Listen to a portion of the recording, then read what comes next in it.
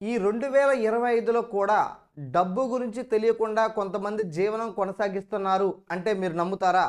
ఖచ్చితంగా నమ్మాలి. బోండా అనేటువంటి గిరిజనులు వీరినే బోండో మరియు పోరోజు గిరిజనులు అనే పేరుతో పిలుస్తారు. వీరు ఇప్పటికీ కూడా డబ్బు గురించి తెలియకుండా, డబ్బు ట్రాన్సాక్షన్ తెలియకుండా జీవనం కొనసాగిస్తున్నారు. వీరు ప్రస్తుతం ఒడిస్సాలోని మల్కాజ్గిరి ప్రాంతంలోను, ఆంధ్రప్రదేశ్లో అరకు సమీపాన లోపల దట్టమైన అరణ్యాలలో జీవనం కొనసాగిస్తున్నారు. మరి 2011 ప్రకారం ఈ బోండా జాతి గిరిజన జనాభా ఎంతంటే 12,000 మంది.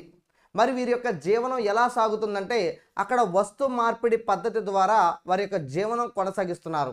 వస్తు మార్పిడి పద్ధతి అంటే వస్తువులను మార్చుకుంటూ జీవనం కొనసాగించడం. ఉదాహరణ, ఆ ప్రాంతంలో కేజీ చింతపండు విలువ 3 కేజీల బియ్యంతో సమానం.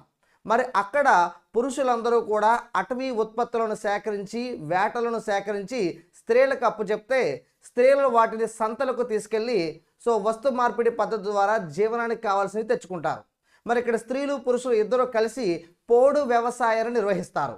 అయితే ఇక్కడ వీళ్ళు నిర్వహించేటువంటి సంతలకు పెట్టిన పేర్లు హతా మార్కెట్లు అంటారు. హతా. అయితే వీరు మనలాగా సాధారణ భాష కాదు, వీరి యొక్క భాష ఏదంటే రెమో భాష మాట్లాడతారు. మరి ఈ బోండా జాతి స్త్రీలు అనేవాళ్ళు వాళ్ళ శరీరం ముందు భాగంలో పూసలతో, జనపనార దుస్తులతో మాత్రం ఉపయోగించి వెనకాల వీపు భాగాన్ని రింగా అనేటువంటి వస్త్రంతో కప్పుకుంటారు.